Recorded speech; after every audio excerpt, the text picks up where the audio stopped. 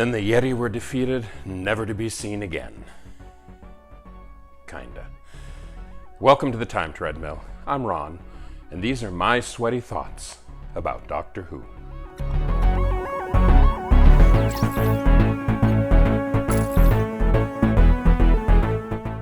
First, some light housekeeping. On my first day of sweaty thoughts about this particular story, I mentioned that the Abominable Snowmen was set in the late 19th century. I was, and I know you'll be shocked to hear this, completely wrong. The story is set in around 1930. I'm sure that many of you were laying awake at night, worried over the fact that I was wrong about something. So now the record is corrected and you can rest well. Well, aside from paralyzing fear of current reality, but setting that aside. The important thing about correcting that timeline is that one of the main characters in this story is Professor Travers, an English explorer who's out to try and find the Yeti.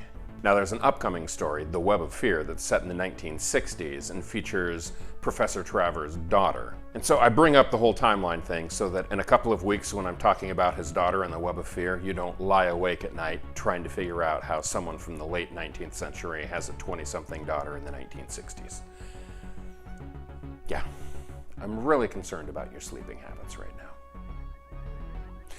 Speaking of Professor Travers and his daughter, that brings me to my next bit of housekeeping. Somehow, it took me until the 5th episode to recognize that the character of Professor Travers was performed by Jack Watling, a very well-known British actor in the 1960s, very prolific, and actually continued to work for some decades afterwards. Now, if you're much more observant than I am, you'll notice that Jack Watling and Deborah Watling almost certainly must be related. And yes, in fact, Deborah Watling, who plays Victoria, is the daughter of Jack Watling, who plays Professor Travers.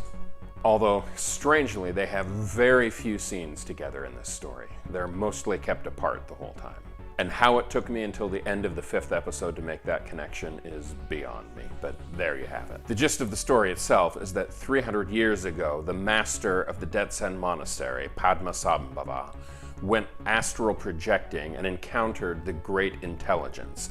And his making mental contact with this nameless, formless entity in the void gives it access into our reality. The Great Intelligence then used Padmasambhava for 300 years in order to slowly and meticulously construct his control room and the Yeti and the control spheres and all of this in an effort to create a portal to allow him physical access into our reality. And in fact, the climax of the story has that connection being made in this luminescent ooze coming out of the caves of the mountain as the Great Intelligence is finally bursting forth into our reality, only to be thwarted at the last moment.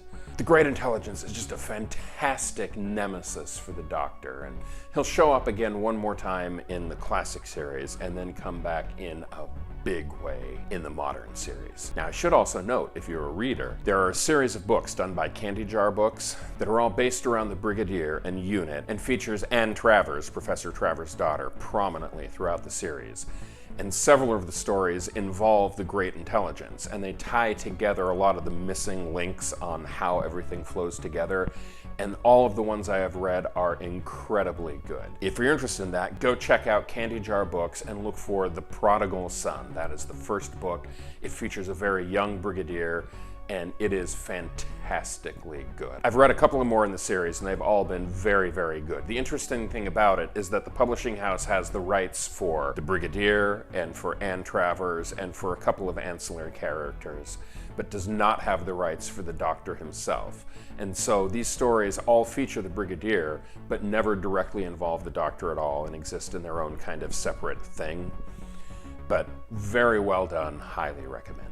And as for the Abominable Snowmen, I do sincerely hope it gets an animated reconstruction. I suspect that's a ways off, especially with the world right now, but also because it would be 6 full episodes to recreate, which is kind of a tall order right now, but hopefully someday. I envision a future in which the second Doctor gets Blu-ray season sets just like all the other newer Doctors have been getting, but that's going to take a few more reconstructions before that can happen.